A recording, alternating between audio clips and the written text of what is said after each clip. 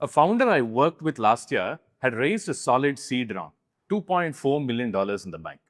The product was gaining traction and the revenue was growing. When I asked him to see his financials, there was a long pause. Turns out that he hadn't looked at his numbers in 4 months.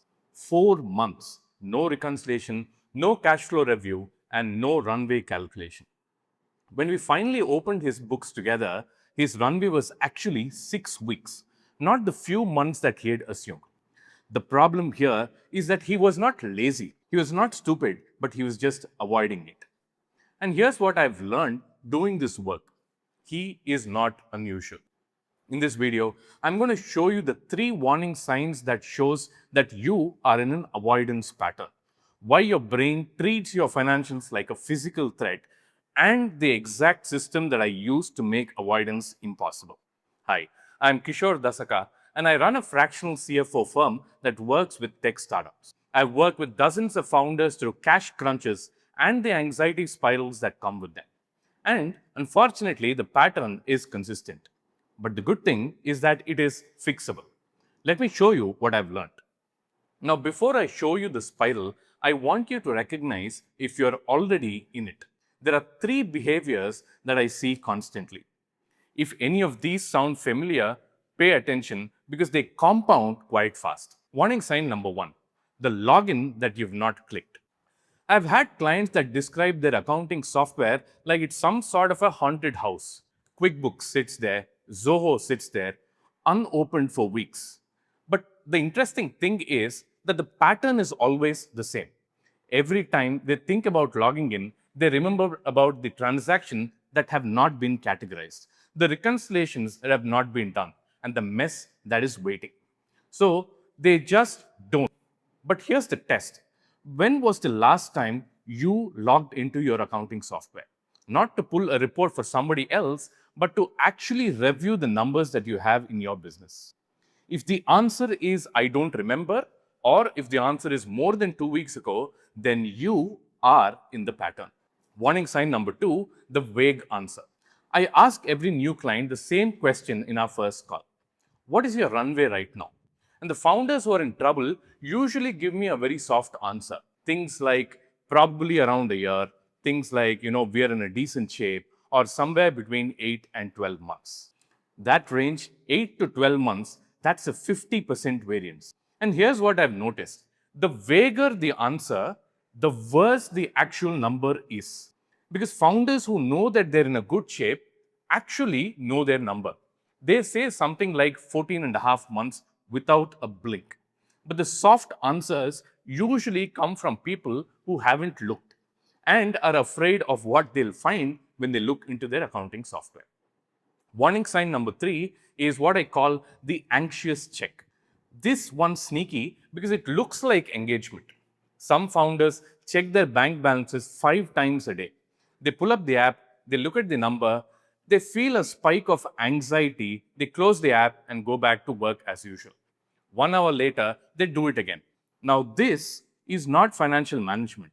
This is financial anxiety.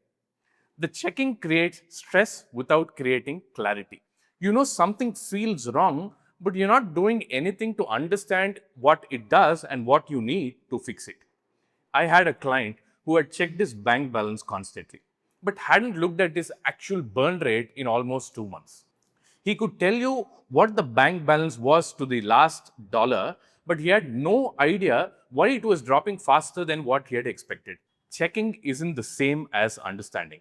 And without understanding, you can't act. So here's the self-assessment.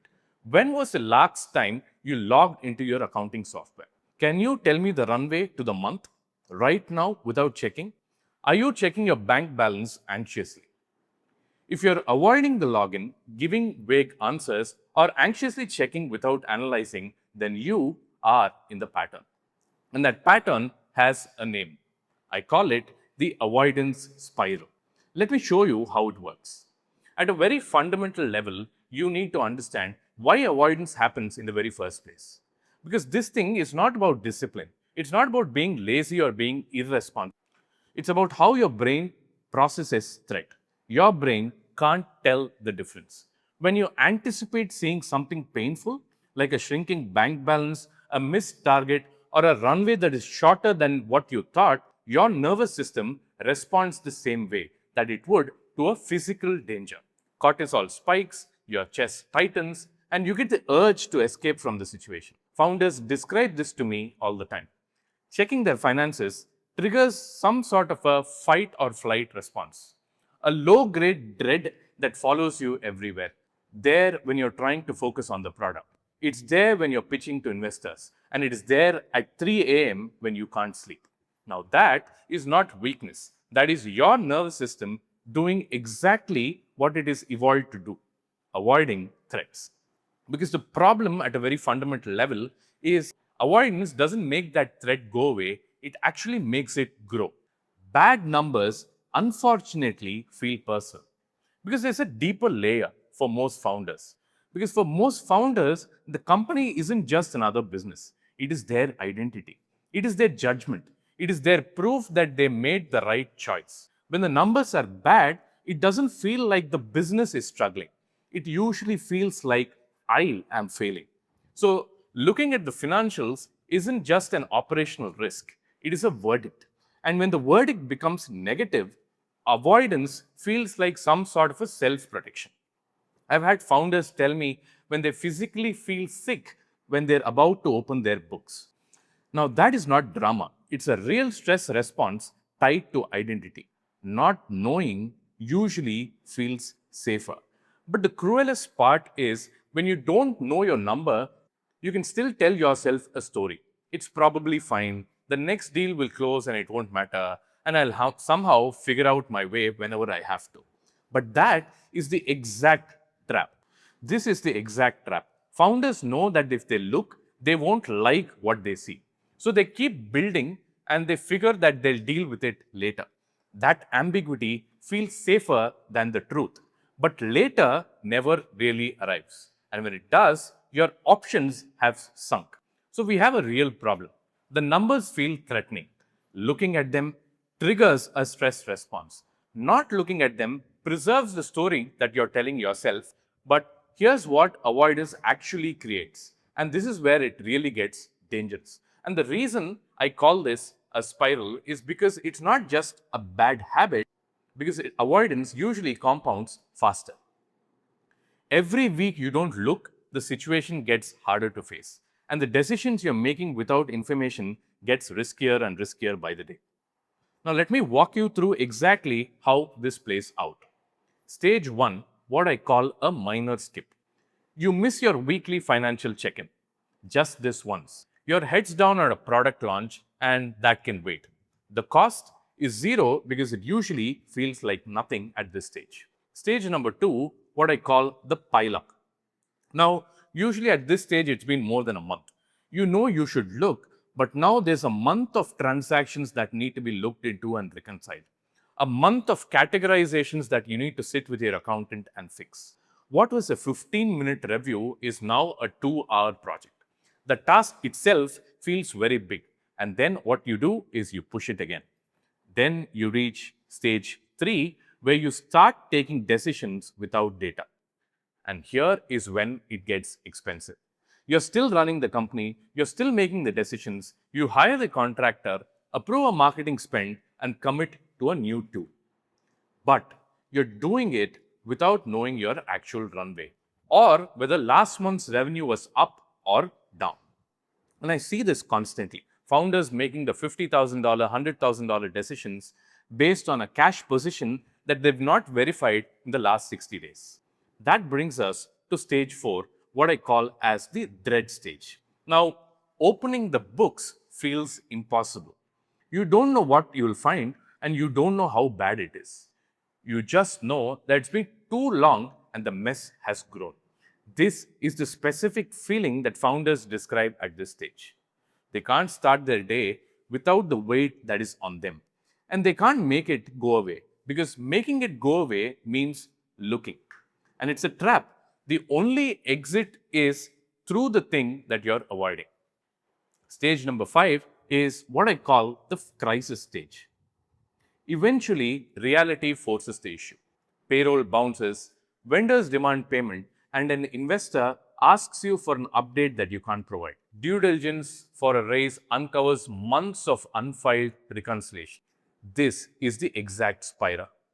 The skip, the pile up, the dread, and the crisis. Each stage makes the next stage worse. And here's the math that should concern you. Companies that do monthly cash flow reviews have an 80% survival rate. And companies that don't are not in the statistic.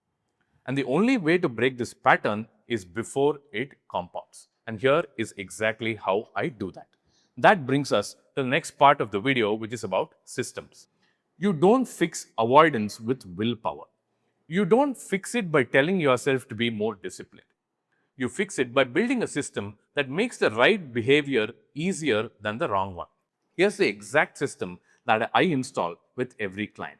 There are 4 parts to it. Part number 1, shrink the task. The reason financial reviews feel overwhelming is because founders let them pile up. A month of neglect turns a 15-minute check into a 3-hour project. So you avoid it, which creates more pile up. So here's the fix. 15 minutes, same time every week, non-negotiable. And this is what I tell my clients. Monday morning, before you open WhatsApp, before you open Slack, before you even check your email, 15 minutes with your numbers. You're not doing any sort of a deep analysis. You're answering 5 questions. What is my cash balance right now? What was it last week? What's the burn for the last trailing 4 weeks? And what's my runway for the current burn? And is there anything that is surprising in the numbers? That's it. 5 questions, 15 minutes. When you can do this weekly, surprises disappear. You actually start catching problems when they're small. And the task never grows into something that you dread. Part 2, eliminate friction. If checking your numbers requires you to log into QuickBooks, running 3 different reports, and building a spreadsheet, you won't do it. Because the friction itself in the process is too high. And high friction feeds avoidance. Here's what I set up for every client. A single page dashboard that updates numbers automatically. 4 numbers, 1 page, no login required. Cash balance, monthly burn based on the 3-month average, runway, and AR outstanding. This gets emailed to them every Monday at 7 o'clock in the morning. They don't have to go find it, it finds them. And you can build this in Google Sheet and connect it to your accounting software. You can use tools like Pulse, Runway, or Fata. The tool actually doesn't matter. What matters is the information is in your face before you have a chance to avoid it. Part number 3, add accountability. Avoidance thrives in isolation. The founders who struggle most are the ones who don't have to answer anyone between quarterly board meetings. 3 months is plenty of time for a spiral to form. Here's what I do with our clients. A 15-minute weekly call every Monday at the same time. We look at the dashboard together, we talk about what's changed, and we flag anything that needs attention. Now, you don't need a CFO for this. You need someone like a co-founder who owns the other half of this responsibility, an advisor who asks the right questions, a peer founder you meet with weekly. The key is when you know someone's going to ask, what is your runway this week? You look at the numbers before the call. Nobody wants to show up and say, I don't know. So you look, and that is the point. And that brings us to part 4, change the meaning. Now, this is the mindset shift that makes everything else stick. The number is not a verdict on you. When we look at your cash position, we're not evaluating whether you're a good founder. We're gathering enough information so that you can make better financial decisions. A 5-month runway is not a failure. It is information that says that we need to extend the runway or accelerate revenue. A higher than expected burn is not incompetence. It's information that says something has changed, but let's find out what happened. I've worked with co-founders who'd had 90 days of runway and felt calm because they knew the number, they had a plan, and they were executing. I've also worked with founders who've had 18 months of runway but couldn't sleep because they never looked and always wondered what happened. The number doesn't create answer. The not knowing does. When you separate the number from your identity, And when you treat it as data instead of judgment, looking at it becomes possible. Now, let me bring all this together. The four parts that work as a system: shrink the task, 15 minutes weekly. 5 questions so it never becomes overwhelming. Eliminate the friction by creating an automatic dashboard. No login so that the information finds you. Add accountability, which is a weekly check in with someone so that you can't hide from the question. And change the meaning because number doesn't equal to verdict. So looking at the numbers stops feeling like a threat. And that founder that I mentioned to you at the beginning, the guy who had 2.4 million raised, hadn't looked in 4 months when his runway was 6 weeks. We stabilized the company and he raised a bridge round. He's still operating, but a few months later, he told me something that I think about a lot. The 4 months he spent avoiding his numbers were the hardest 4 months of his life. Not because the situation itself was hard, he'd obviously had hard situations before, but because he was carrying it alone, in the dark, not knowing. But now he looks every week. The number isn't always good, but he always knows what he's dealing with. And honestly, the difference between running a company and being run by it is that your numbers aren't the enemy, not knowing is. So now you know how to break the avoidance spiral. But here's the next question. You start looking at your numbers, but which ones actually matter? Most founders either look at too much or focus on the wrong things entirely. In this video, I break down 3 MIS reports that every founder should review, and the specific metrics inside each one that actually serve as the verdict as to whether your company will serve. And I'll see you in that video.